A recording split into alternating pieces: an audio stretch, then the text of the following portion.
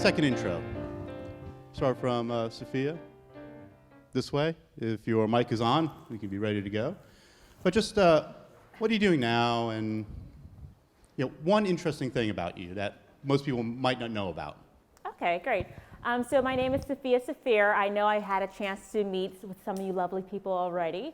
I am principal at Saleosophy, and essentially what the organization does is geared towards helping companies to improve their revenue now and also work on things a little bit upstream that would allow them to be profitable now and increase their overall equity long term.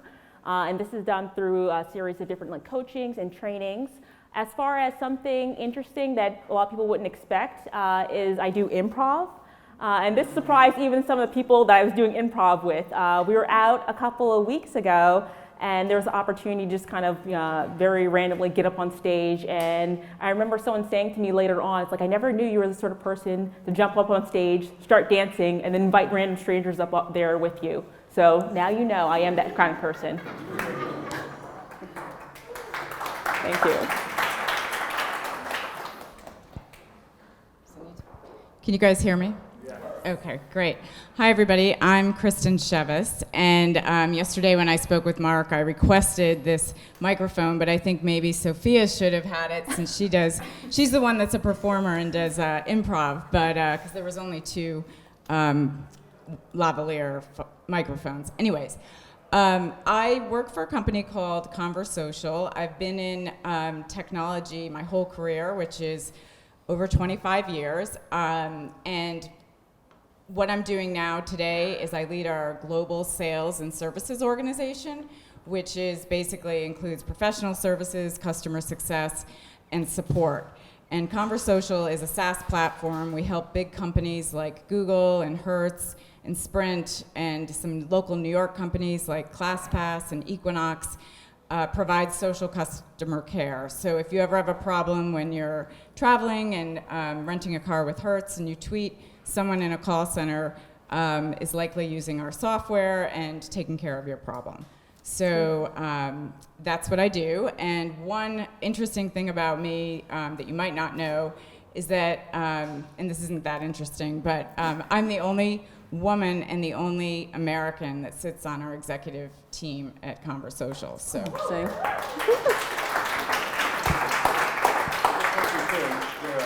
It's a UK firm, right? That's controversial, but we technically moved our headquarters to New York a couple of years ago, and we still have our product and engineering team sitting in London, though. We'll avoid the controversy and move on to Eric. All right, is this working? Yeah. Excellent. I don't have a whole lot interesting to say about myself, but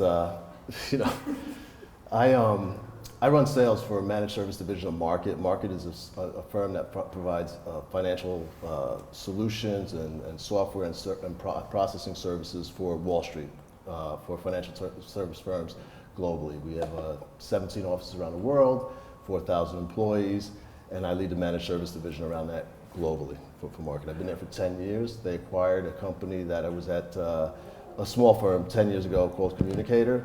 And prior to that, I was in the tech space, working down here, worked for a firm called CMGI many years ago that was very involved with tech startups. So this feels like something that I did many, many years ago. Interesting fact about myself, last night when you sent those questions, I sat down with my daughter and tried to think about something interesting. That's where we got stumped. I'll say this, Thursday morning at 7:50 a.m., if you happen to be in front of a TV, put on Fox News, and I would never send anybody to Fox News, but put on Fox News, and you'll see me shaving my head for St. Baldrick's. Every year for the last 7 years, I have raised money for St. Baldrick's, me and my partners, and we've raised over $2.5 million. So 7:50 Thursday morning, turn on the TV, and you'll see me bald. I'm looking forward to it. There will be lots of picture taking then. There will. So, actually, we'll continue on with you, Eric. Yep. We're going to be talking about diversity and talking more kind of practical, tactical things that we can do with our teams, but I think it'd be really interesting and inspiring just to hear your story about how you got involved in the sales because you started, was it ADP or even before 3M, that? 3M Yeah, before that, yeah, a division of 3M. I went to school in Miami, and I'm just a kid from the Bronx. I had no idea what I wanted to do, when I graduated college, and then I started looking for jobs when I graduated. No interns or anything like that, internship, excuse me, and I interviewed a bunch of companies, insurance companies, private wealth companies, real estate companies in Miami because I wanted to start my career down there. And I quickly realized that I wasn't going to be good behind a desk. So I started interviewing at sales gigs, and I interviewed at 3M, and it was fantastic. My first day out in the field, working, just being out, knocking on doors, going to see people. I just thought, I can get paid based on my efforts. I can, take off when I want to take off. I can have a good amount of freedom. And 3M was a company that invested a lot in training and development. So I learned to love sales. The first couple of months when you're doing it, it's not the easiest gig in the world. And 3M really, invested a lot of me, and I learned to love it, and it was great. And speaking about diversity, when I was working in Miami, I was living in La La Land because everybody around me was brown, right? I mean, we had Cubans, Panamanians, African Americans, women. I mean, I just thought this was great. And I transferred up to. All right, there was a few white folks too. Then I moved back to New York, and I landed in the land of the white man. And I was from New York. Oh, YouTube, right? I shouldn't have said that. Yeah. But you got to New York, and then obviously it was like a very. Sorry, Teal. But so you kind of in this very monoculture or whatever you want to call it, but it was definitely very sane. And so, what did you think about that? What was your kind of experience with that? Did it hinder you or? No, I don't think it hindered me. Well, a couple things is what I learned pretty quickly is if you sell, you'll be successful, and revenue generation is the lifeblood of any business. It's not about brown or white or it's about green, right? I mean, if you're selling, it's about generating revenue, and increasing market share. And if you're good at it, you could really think about what you want to do. And if you don't like where you're at, somebody else will pay you to do that, right? Right.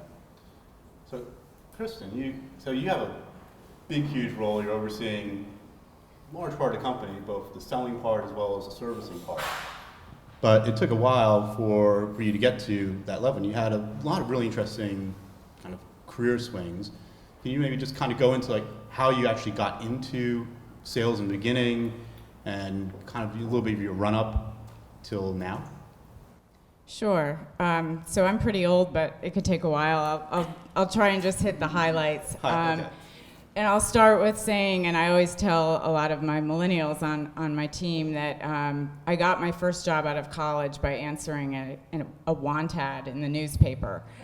And I interviewed, and it happened to be a want ad because that's how big companies recruited people back in the day, for a big company, a global company called NCR, which makes cash registers and ATM machines. They're huge company. And I ended up getting 2 job offers. I knew I wanted to come to New York and live, so that was really my only criteria. And the other job offer was on Wall Street on a bond sales trading desk. And I decided to take the offer from NCR for a number of reasons.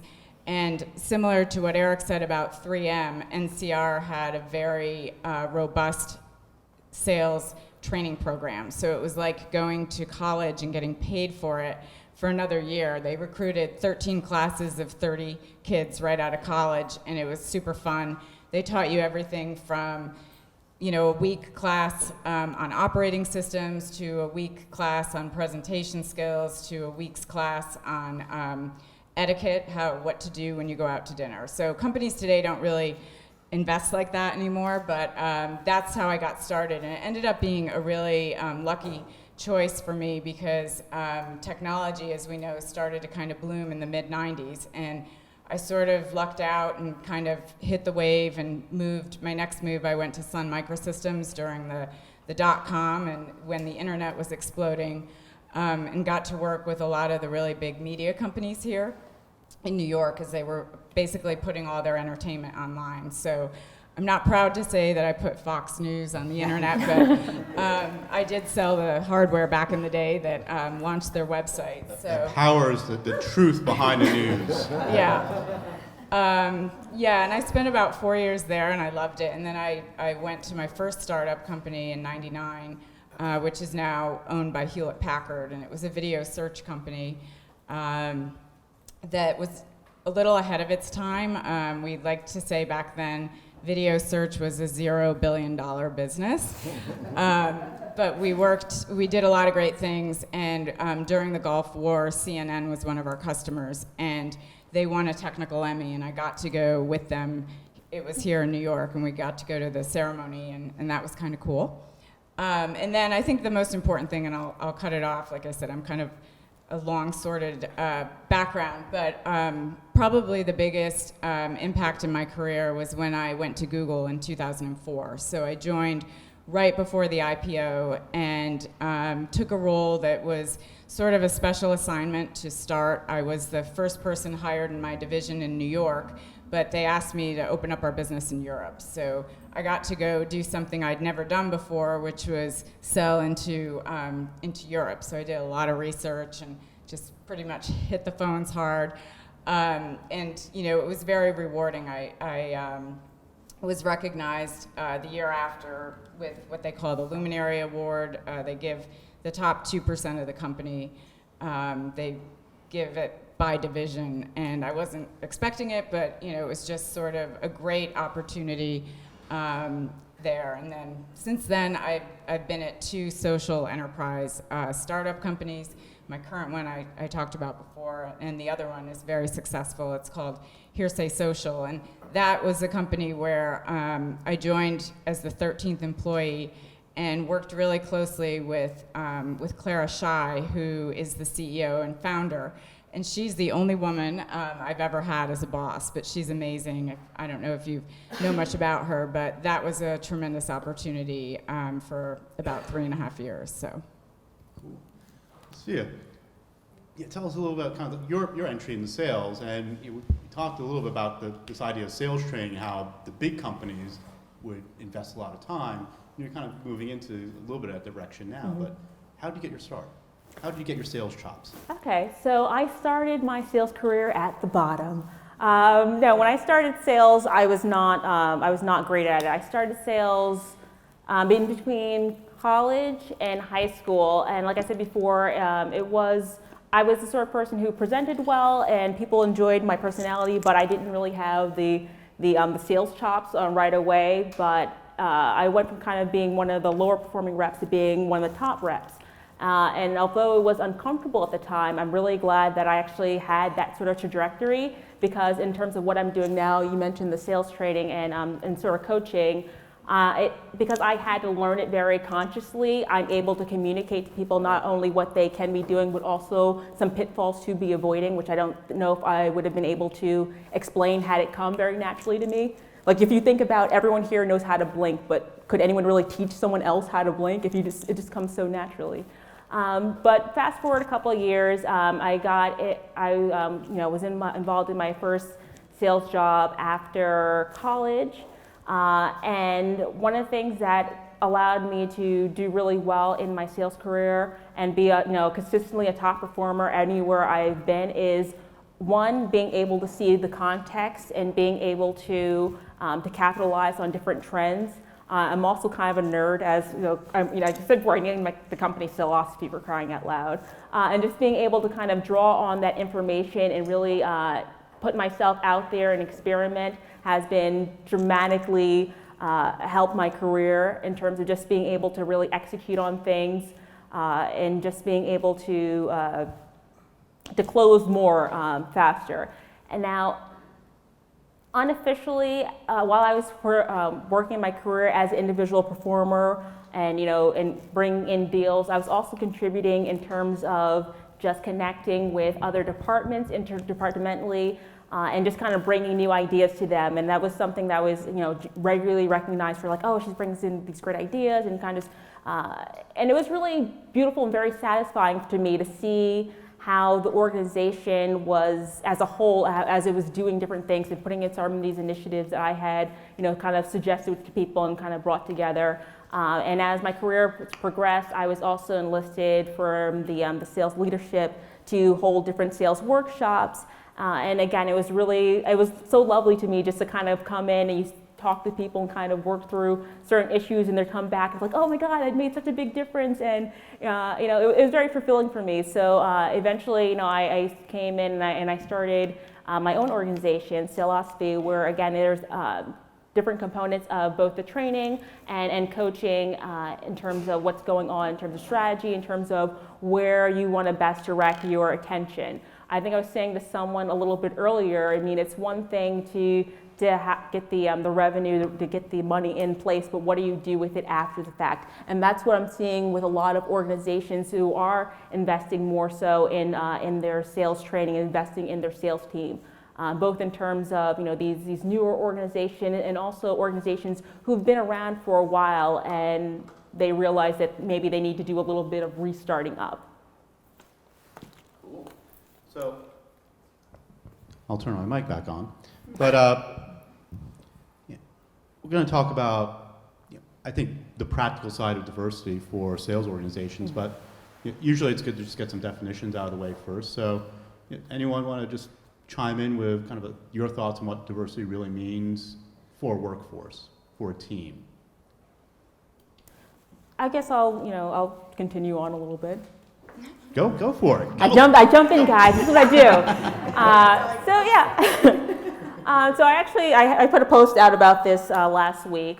So the way I define diversity as it relates to a sales force is really the diversity of perspectives. And there may be external diversity you can kind of see and be able to distinguish people, but as it relates to Salesforce, I believe that the most important thing is to have that diversity of perspectives in place. I think there is a very natural tendency for people to want to bring in others in the organization that remind them of themselves. It's a very human thing. People like people who are like them. One danger, however, in just following our whims in doing that is at the same time you are reinforcing certain strengths.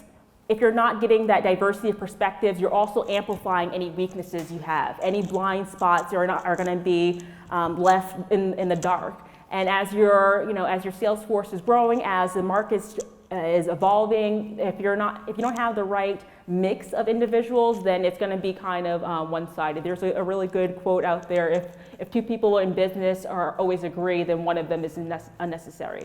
So that's why that's reality. Oh, was that it?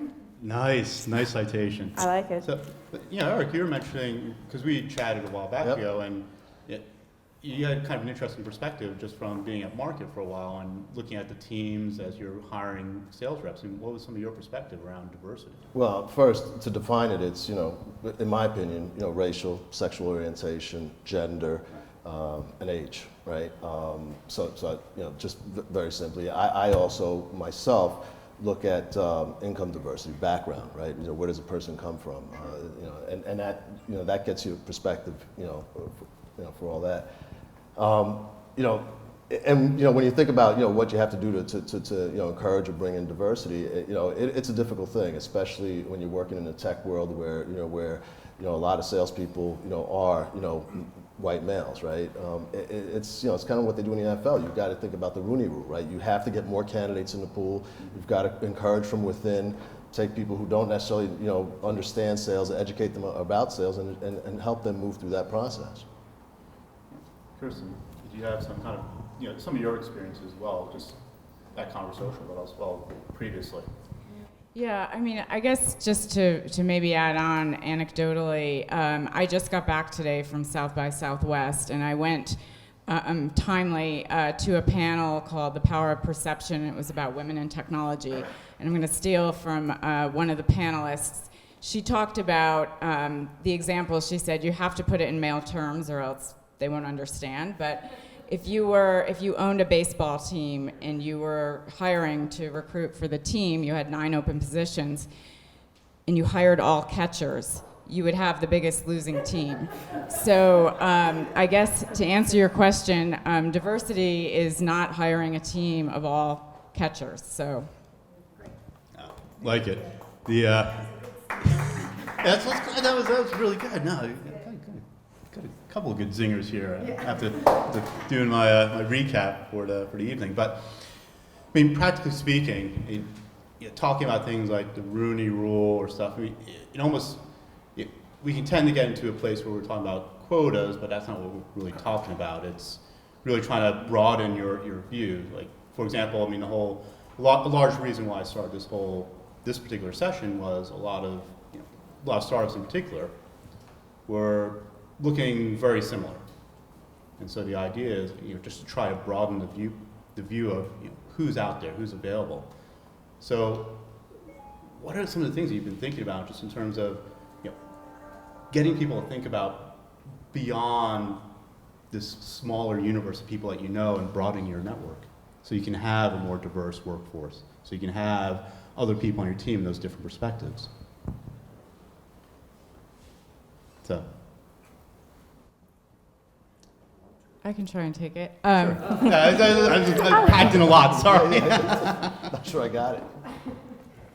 Well, I think, when I think about either founders of companies or leaders, and especially in startups, I think there are two things that they should always be doing. One is selling, and the other is interviewing. So even if you don't have open recs, when you go to events like this, when you meet people, you should always sort of have in mind that, this could be a future person that could be part of your company, or they might know somebody that would be the right fit. So I think that, to steal another quote from another panel I went to at South by Southwest, they said, your network is your net worth. So, thinking about how you continue to network and leverage the connections that you have and the connections of your connections, I think is really a way that I very much have recruited, obviously, along with the traditional ways as well.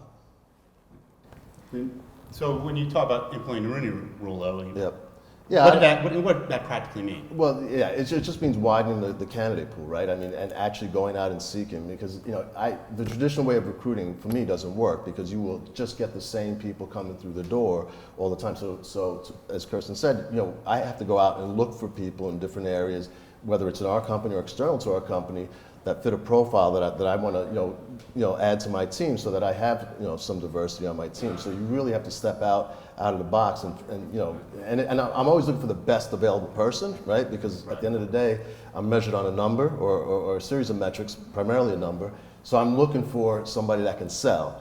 But it's as Kristin mentioned, you have to be interviewing all the time, so that when there's that opening, you have a list of candidates that you can go after and bring them into the fold.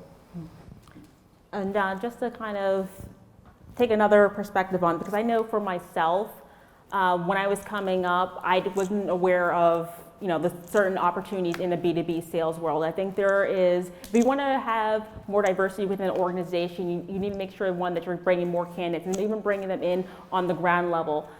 So one of the things I would kind of encourage companies to do is, in the same way that a lot of other organizations are bringing in internships, or they're creating internships and going out to certain colleges, I would kind of encourage different sales organizations who are committed to increasing the diversity to do something very similar. Because a lot of times when you see people and they don't know to apply to a sales position, or they don't know the sort of opportunities out there. Right now I'm trying to get my little brother, my little sister, once they get over a hurdle, they're going to make a lot of money, and I know they will. But for a lot of people, you have a lot of the same people coming in the organization, because a lot of times people know these opportunities are there because someone else works in it. Their dad works in it, their cousin works in it, their neighbor works in it. For a lot of diversity candidates that I've come across, and this has been my experience as well, a lot of times they don't know that these opportunities even exist. A lot of times they have a lot of misconceptions about what B2B sales is, or what sales is, period. And that's something that's pretty consistent across the society as a whole. So I believe, in terms of by offering sorts of internships, and really you can get them doing research. You don't have to have people being client-facing right away, and just getting that initial exposure, I think that's going to help a lot. And anyways, it's free labor, gets people to research your candidates and do some stuff. So Yeah, that's actually a good point, because it really starts when you think about the folks that are coming into the pipeline, colleges, right? So particularly a lot of millennials, they look at sales as, ooh, sales, I don't want to do that, right? And that's, obviously we're all here, we love sales, right? absolutely. You didn't sound very enthusiastic. It's being live streamed, I want to hear, do you love sales? Yeah!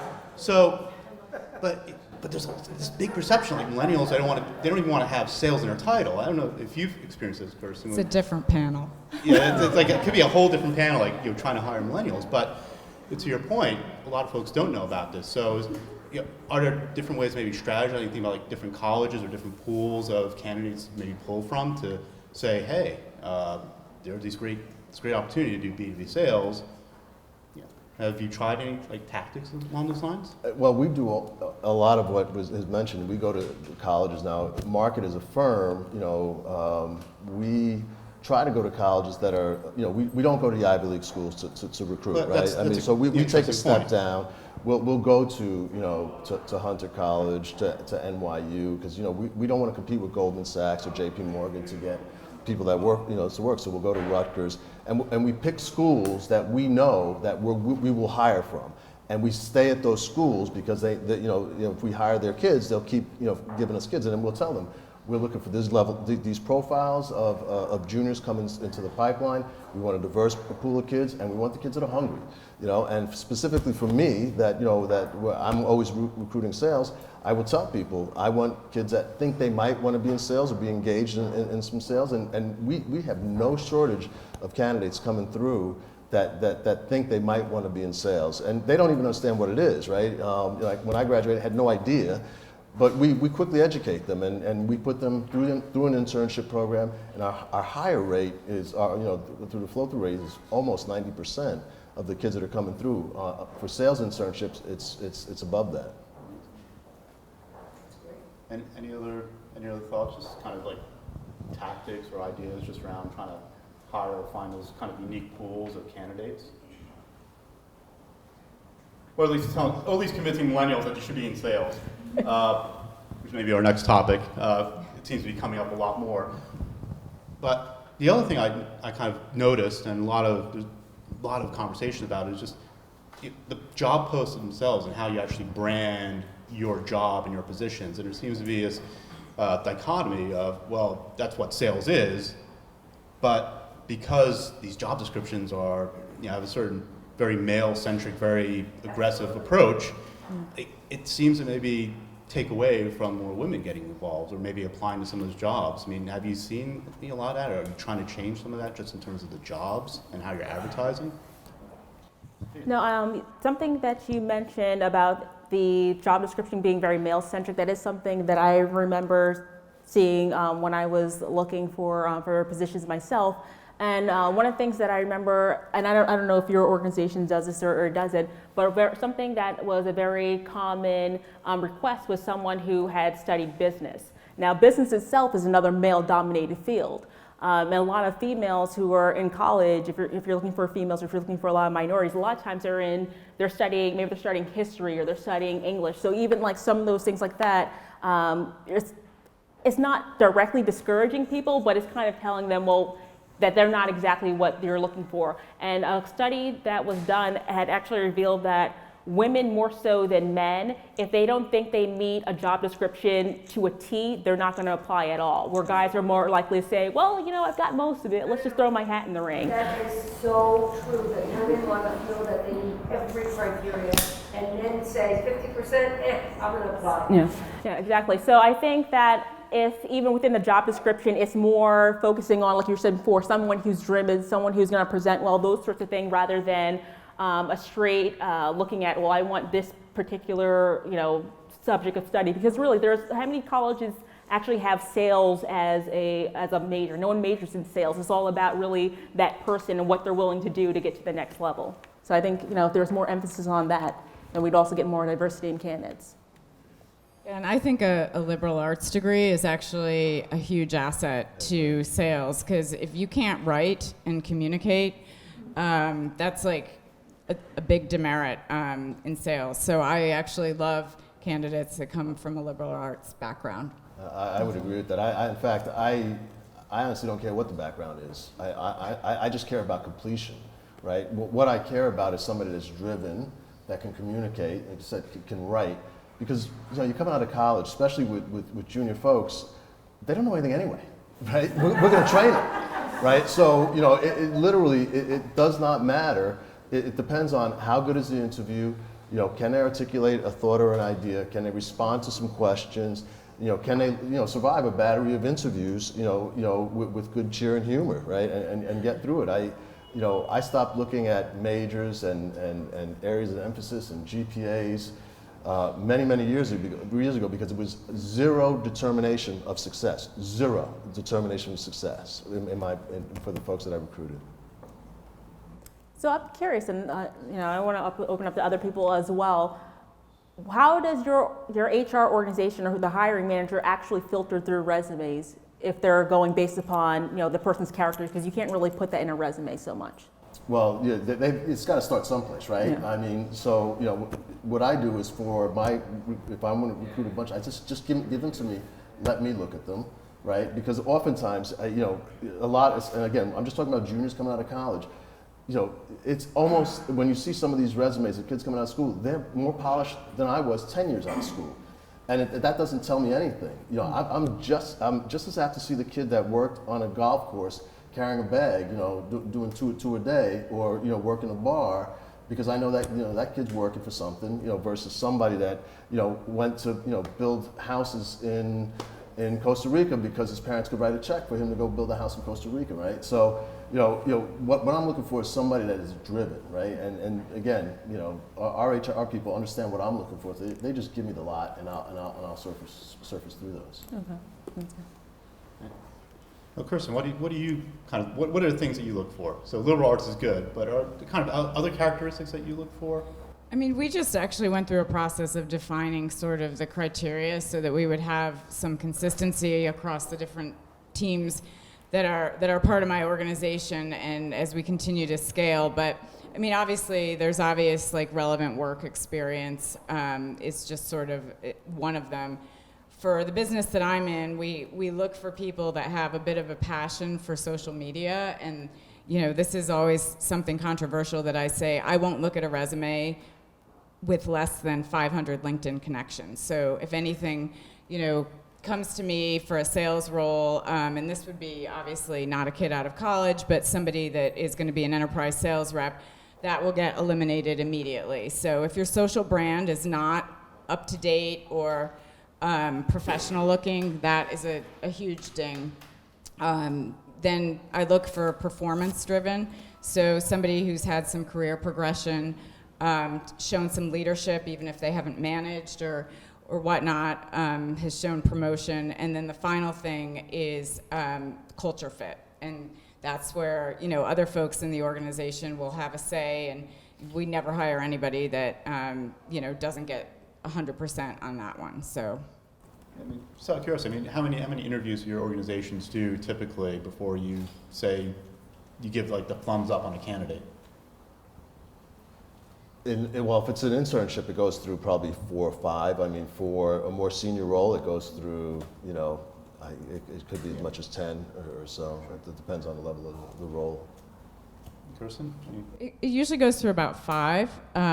2 are doing culture fit. We specifically ask different people to hone in on certain of the criteria so that the candidate isn't getting every single thing repeatedly. Right.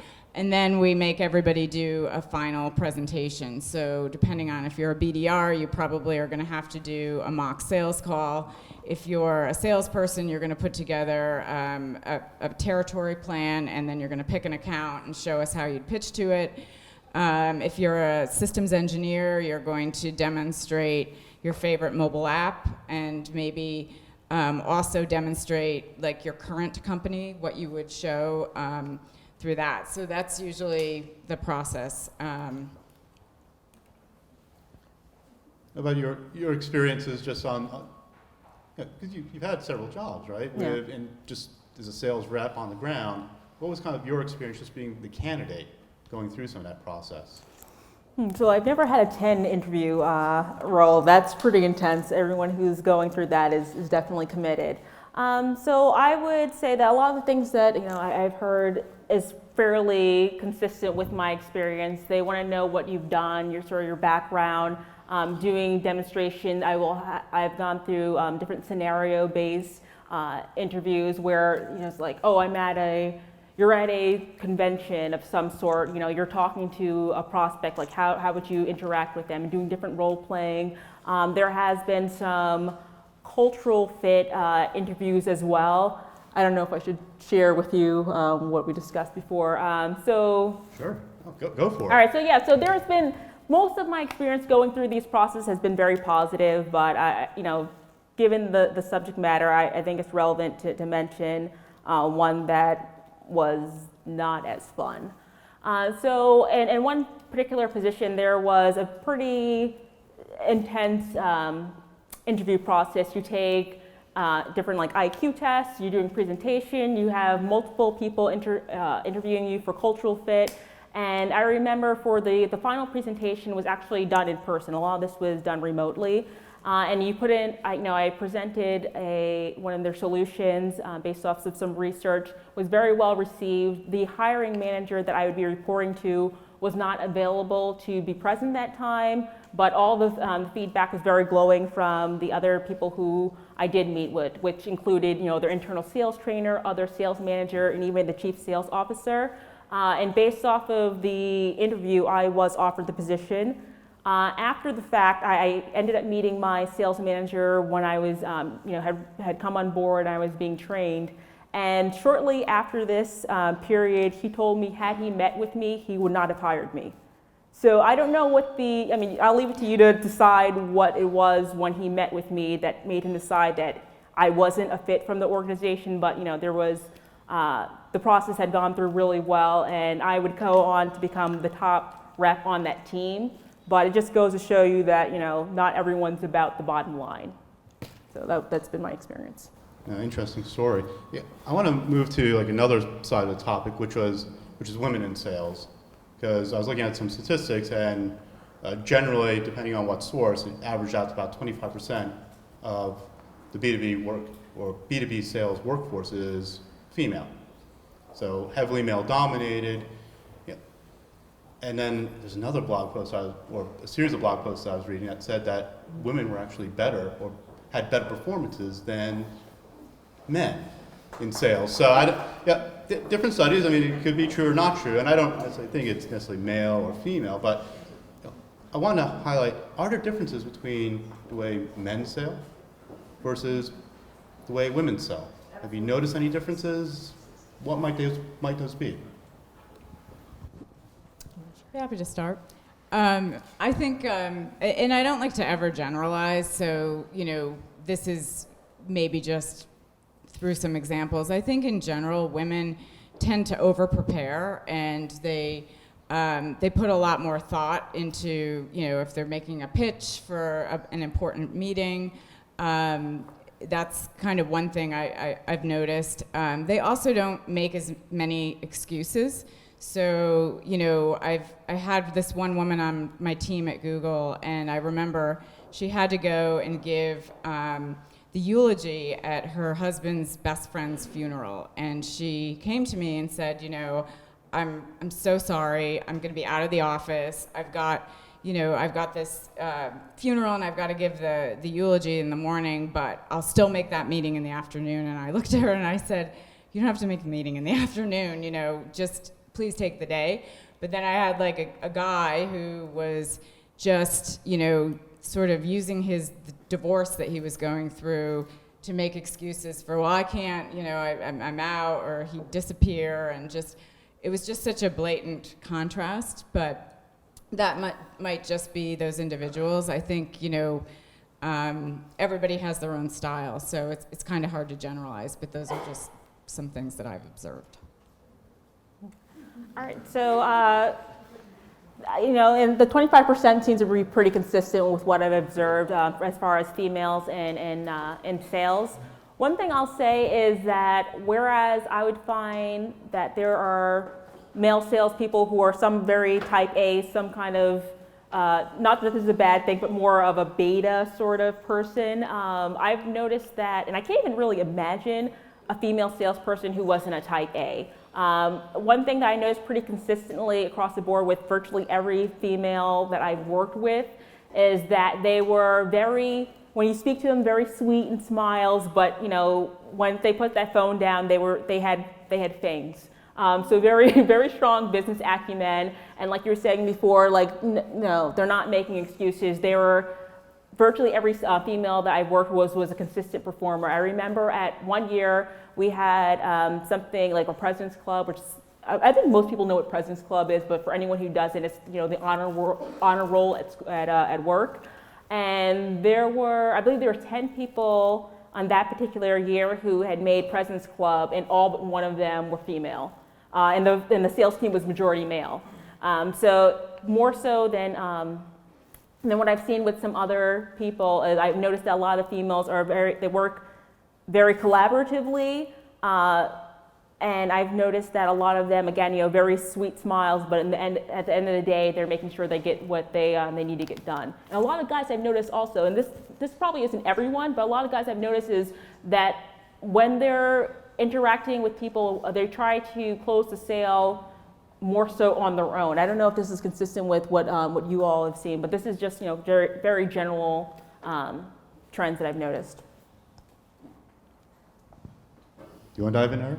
Or even before that, does anyone have any thoughts? I mean, we've been talking up here quite a bit, but the whole difference between the way men sell, women sell. Does anyone have any kind of viewpoint or want to share something? I'm going to go back to cultural fit. Okay, cultural fit. If I can, I had an opportunity to interview for a job where cultural fit was determined by a session in a bar. I want to go back to cultural fit and diversity. Had the opportunity to interview for a job, went through 1 or 2 stages, and then the next stage was to interview for cultural fit by going out with coworkers in a bar, and I didn't take it to that step, just based on my reflection of diversity. And I wonder if anybody can comment on diversity and cultural fit and tension.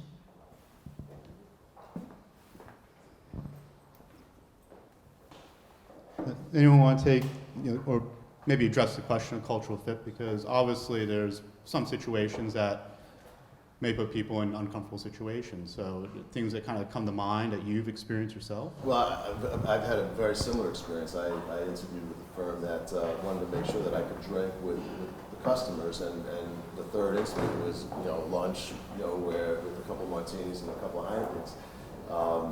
I went back to the office interview, everything was great, and they wanted to give me the job, and I went into one of the reps' offices, and they had beds in their offices because you never went home, right? I mean, you're literally working all through the night, and they expected you to do that. I had 3 young kids at the time, and talking about cultural fit, when I saw the bed, I thought, well, that's not going to work for me, unless I'm going to move in there full time, because that's where my wife will have me live. So yeah, no, culture fit's important. I mean, it's because work and life is about the people, right? I mean, and it's about relationships, and the culture that you want to have at your firm, it has to, people have to buy it and feel good about it, and it has to be a fit for them to come in, for you to accept them, and for them to want to work with you. Yeah, I mean, it's one thing to hire great and have a great pipeline of candidates, but if you don't have the right work environment, if the culture, isn't conducive, it doesn't make people welcome, 100%. they're not going to stick around. There was another study I saw that was that actually addressed that particular point. Is that companies that had diversity candidates on board, particularly in the sales team, that had the different measures of how they define supportive cultures, but those that had much more supportive cultures had dramatically better performance just from the sales team perspective. Things that you're kind of doing just to encourage a more welcoming or inclusive type of culture at Conversocial? I like to think we have a pretty diverse team just by the fact that the company is split between 2 different countries. That being, still the majority probably of folks are white males, but we do have women in leadership positions and a pretty good mix of the new folks coming in. I think, one of the things that we've been talking about a lot as a company is this idea about kind of humanity and, the world we live in today, there's so much information. We all use technology so much to communicate, and how do you still have kind of the human touch even through technology? And we're starting to try and figure out how to incorporate that into the hiring process as well. I can't say that we have it 100% figured out though. No, I mean, and you worked at Google for a while where it's so data driven, right? And a lot of times, I sat on the hiring committee at Google, so I could talk about, Google actually was a company that as soon as you became a manager, you were very much encouraged to hire anybody that was a diverse candidate. And I would go through, we had our meetings, probably 40 hiring packets that were not even just within my division, others. And every time we saw like a really good candidate that, was going to meet some of the quota criteria, whether it was a woman or a minority, we would always be excited about that. So they very much made an effort to try and do a better job there, but. Oh, questions?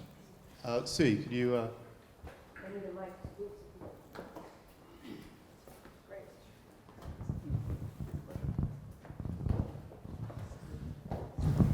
Thank you. The question I have tags, probably don't need this, tags on to what you were actually just. No, it helps. Sorry. All right, the question I have tags on what you just said. Sales management used to pretty much own recruiting people. Over the years, it's kind of turned out, for lack of a better term, HR's kind of hijacked that. So my question is, it used to be, and the way we still do it is, you got to kind of get past that and get your resume on someone's desk. But right now, it's all about putting your resume into a portal, writing a cover letter into a portal. Not only how are you getting the best candidates, but how are you possibly getting diverse candidates that way? How are you tracking who is what when all you get a name is Chris Smith? Well, who's Chris Smith? What are they? Well, that's where your social media profile comes in super handy. The other big no-no in my book is if you don't have a picture on your profile and you're in sales. So Imagine that. Like, all right, just quick like LinkedIn social profile 101. Have a picture and not you cropped or some other with like, a drink in your hand. Drink, yeah, no drink in the hand photos. I've seen a few of those. Also, build out your network, have contacts, and then just try and fill out that profile. And don't use it as a resume. Think about it as your brand. Actually, I'm going to talk about that a little bit in a panel next month. But I think it's so important in this day and age to think about LinkedIn or think about these different tools as your brand, because that kind of gets over a lot of the questions. Yeah. I know. I have no mic. Sorry. If I could just answer the question that was asked, a little bit more specifically. As I mentioned earlier, I use social media, my network. I bring my candidates to HR, right? I can't wait for them to bring the candidates to me, because then, one is I'm not going to get a diverse pool, as you mentioned. So I literally leverage my network, and people that I know and people that I've met and people that I've interviewed before. That's how I get my candidates. Because if I wait for HR, and we're not a firm that uses. One of my best friends is sitting over here as a recruiter. She knows. We're not a firm that uses recruiters, because we just find that the hit rate from the recruiters, you spend a lot of time. It's just easier to hire people that or that somebody knows can vouch for them and get them into the process. Hi, Tammy Reese. My question actually isn't around hiring. You've done a great job talking about how you hire diverse candidates, but how do you actually support diverse salespeople when they potentially encounter racism or sexism when they're trying to close a sale? Do you mean from a customer standpoint? Yeah, if one of your customers says something racist or sexist or against their sexual orientation, what do you do when your salesperson comes to you and says that? I would fire the account. I just don't need business that badly. Yeah, there are a number of startups who can't always hire their account. There's a lot in let's say the fashion industry, I can't close my deal because I'm a woman. So I have to bring, my CEO in, my COO in, or somebody to do the final negotiation. So it is common. You have to be prepared to turn us out, like do anything to close it, always, like always. So have you seen any of those challenges? Just the stories of reps kind of getting a little bit of the cold shoulder, or just some out. There's not a lot of overt stuff that I see out there, but again, there's a lot of stuff that's under the cover that kind of surfaces during the course of a deal that we as managers or sales leaders need to address. Yeah, no, I've personally been in situations where I've clashed, and usually for me, I love the end of the sales cycle. Like negotiating and getting it over the line is like, bring me in, let me read through a 50-page contract, whatever. But there was one deal where I was managing the whole team, and they brought me in as the escalation point, and didn't hit it off so well with the guy on the other side. I mean, to the point it was bad. So I had to go above me and bring in, bring in my boss. So these things happen. I mean, personalities always come into play.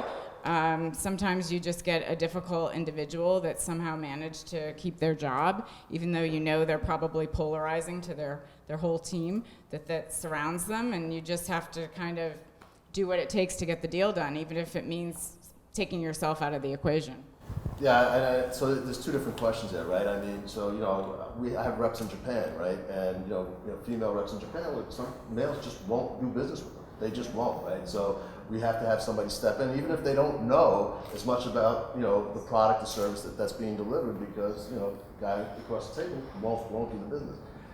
I don't care how poor I am, and I've been insulted before. I've faced it. If somebody is abusing my rep, and abusing somebody that works for me, I don't think that relationship is going to get much better. I can guarantee you that, and not with me. So there's no reason for me to take that dollar, because there's such a thing as bad revenue. I just wouldn't chase it. Mark Roberger, the Chief Revenue Officer at HubSpot, wrote a book recently, and he talks about how he he tries to identify skills and traits that are correlated to success, and then work his way back in recruiting. And find these traits and skills. And it's a question for Kristin. Eric, you can only do that when you have a certain scale, right? A certain number. So did you do anything like that at Google? Do you do anything like that at Markit? So specifically try to be more data-driven on which skills explain performance, and then try to get into the recruiting and find these people and follow up that it actually works? At Markit, we don't. That's a quick answer. Yeah, I mean, we didn't either, and I also worked in a sort of a subdivision of Google, if you will. I wasn't part of the ad business, which is obviously their main business, so we did things a little bit differently when we could. But yeah, there weren't any real tests or things. I mean, I think you see those kinds of things applied more on technical, like engineering, exercises and stuff like that. Like the really horrible quizzes that they make people do. Yeah. For engineers, Leo from ADP, and I am actually a current President's Club qualifier, so I feel you. My question is, because obviously the workforce has really changed, and what's happening is, as these startups come about, the culture is really breeded to more where millennials are seeing their jobs as more of a tour of duty. And so what do you say to those kind of individuals that are coming aboard that you see, at 30, they've got 4 and 5, maybe even 6 positions, not that they're irrelevant and they all were relevant, but what do you say when traditionally that was seen as a negative, but now really maybe it's positive?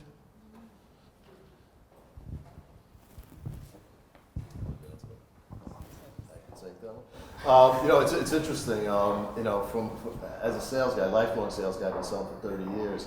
I know a bunch of people that have had multiple jobs. The way I think about it is, we're quota driven, revenue driven. We've got to get a number. I need to get a rep to his second year because that's when rep going to his second, in the middle of the second year is when I get the most amount of productivity from that person, right? I don't want to get married to the rep, and I want him to marry the company because companies today show no loyalty. So what I do is try and find somebody, if a guy's he's leaving every 18 months, I'm not even going to look at it, right? Just because it takes 9 months to find a bathroom in most jobs, right? I mean, you really got to get somebody who's intellectually curious, want to learn about the business, want to learn about the environment, want to learn about who they're selling to, not just what they're selling, but everything. That takes a year.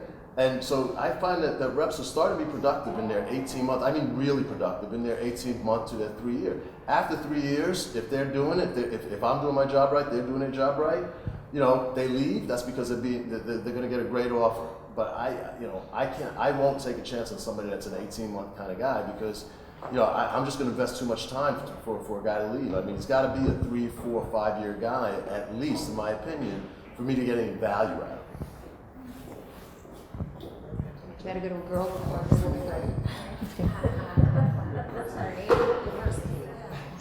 Diversity, right?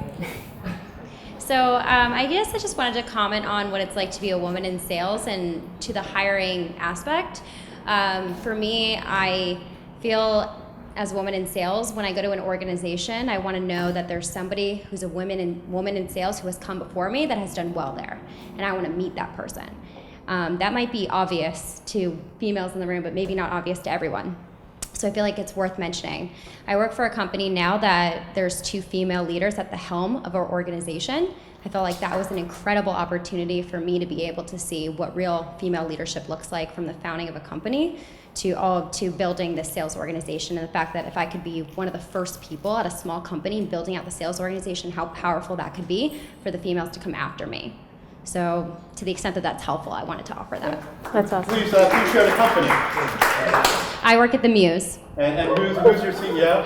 Catherine Minshew. Yeah, she's awesome. She's awesome. We'll take one more question. Well, 2 more questions.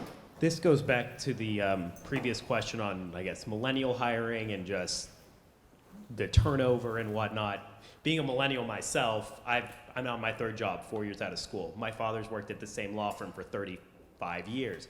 At the same time, and Eric, you mentioned some points about training and the investment in the individual. Post-crisis, we've seen that basically go to 0.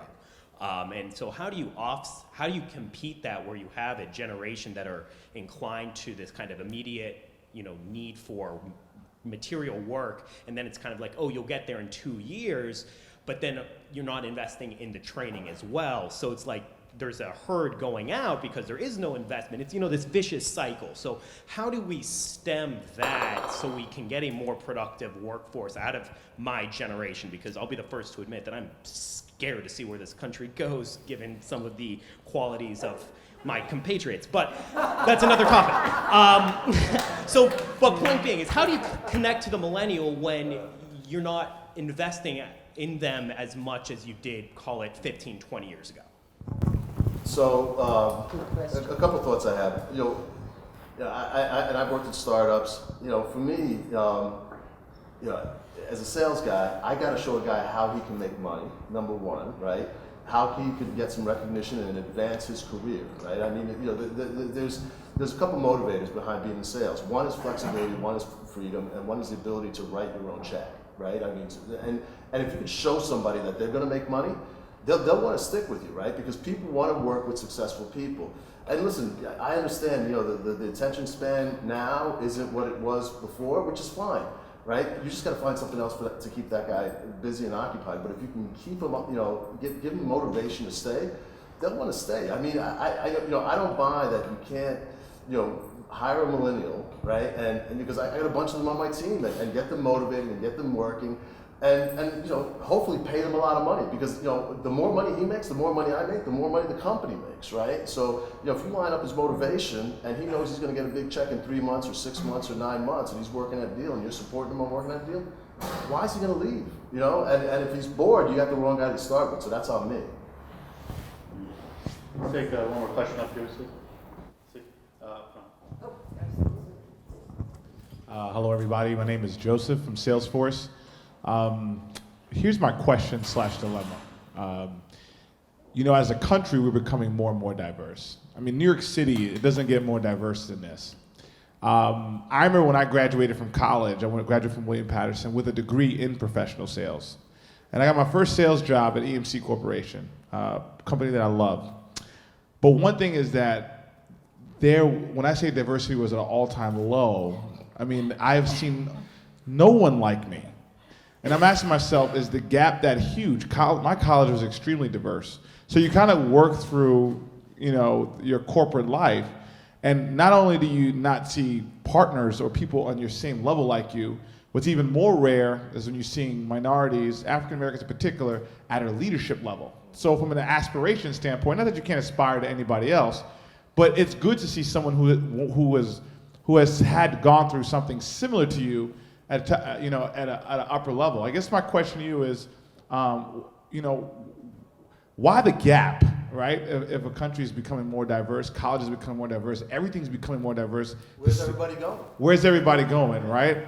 And I guess, how do you help? If it was your son asking you or your daughter asking you and say, Mom, Dad, how do I get there, right? How do I be a trailblazer to some degree? What advice will you tell your child? So this is very relevant to me. I have 20-year-old twins, and they're juniors in college, about to be seniors in college. I have a friend of mine who's a CFO at a major company, and he said, Eric, can you send your son over because our internship class is coming over, all white kids, and we need some diversity. We like to hire local kids. Can you just send them into the interview process? I said, sure. My son goes to University of Miami, came up, I sent him to this interview. How'd it go? Dad, it went great. And then 2 weeks later, we found out he didn't get the job. And I said, how did he not get the job? I mean, the CFO of the organization. So I said, how did the interview go? It went really well. I thought it went really well. Well, who interviewed? We started talking about it, and we couldn't figure out what went wrong. And I didn't want to call my friend because I was embarrassed. I said, I just shot him a note, hey, thanks for, my son shot him a note, thanks for the opportunity. Finally, I connected with my buddy. I said, well, what happened? And he couldn't tell me what happened. Right? He absolutely could not tell me. He said, everybody loved your resume, loved your kid. I said, well, what? It's an internship. I mean, how could you not?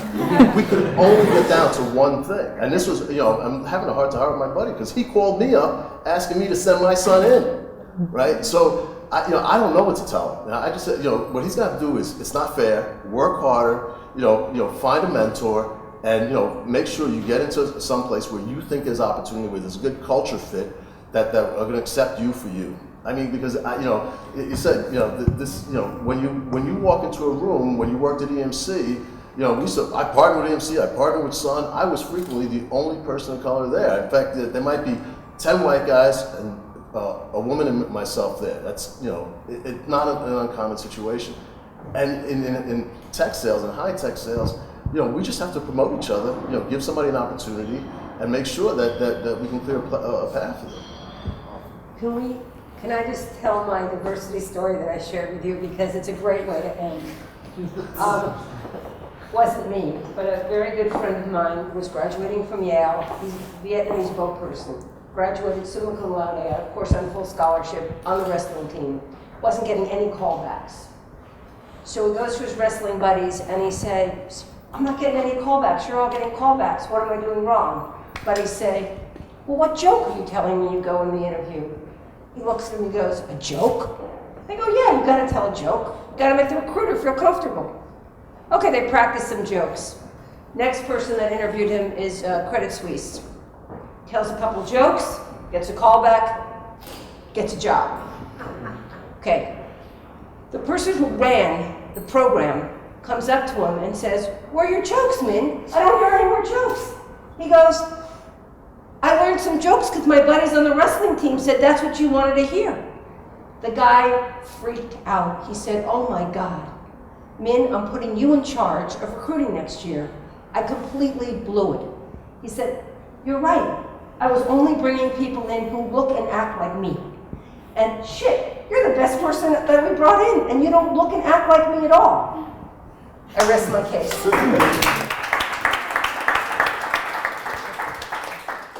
Awesome story. Tell some jokes. That's the key. Well, I'll just end with just one last question. I ask all panelists every time we have an event. Just, is there like a book that you've just found particularly inspiring or interesting that you've read recently, or just something that you've always gone back to that you just would think would be helpful for folks that you'd like to share? I'll start with whoever wants to start off with. I'll start. Yeah, so a book that I came across is, it's not a new book actually, but it's definitely a classic out there. I don't know if anyone's heard. It's by Eric Maldonado, The Greatest Salesman. And I thought it was it's a very interesting read just in and of itself. And the way it's designed, the way it is structured is to build certain habits within salespeople. Going from kind of structuring your day and just mindset, and it's just something, like I said before, it's really just interesting as a read. Even if I wasn't in sales, I would enjoy the book. But being in sales and just having a very engaging structure, it was something just kind of nice to kind of go back to every now and again. Kristin? So I have two answers to the question. The book that I read recently that I really liked, and she's one of my kind of heroes. I love her clothes, and she has a great story, is Diane von Furstenberg's The Woman I Always Wanted to Be. I enjoyed that, probably because I'm just such a big fan. But the other thing that I read religiously is every week in the business section of the New York Times, Adam Bryant interviews a CEO in a column called The Corner Office. And he goes through a series of questions that are often very interesting about how the person got into leadership, how they got to where they are. And at the end, he always asks, how do you hire? And I keep literally an Evernote of all the good hiring questions that come out of that. And I often will use them, change them up, et cetera. But that is probably the one thing I look forward to every week in the New York Times that I read religiously. So That's great. I do the same thing. This was really funny.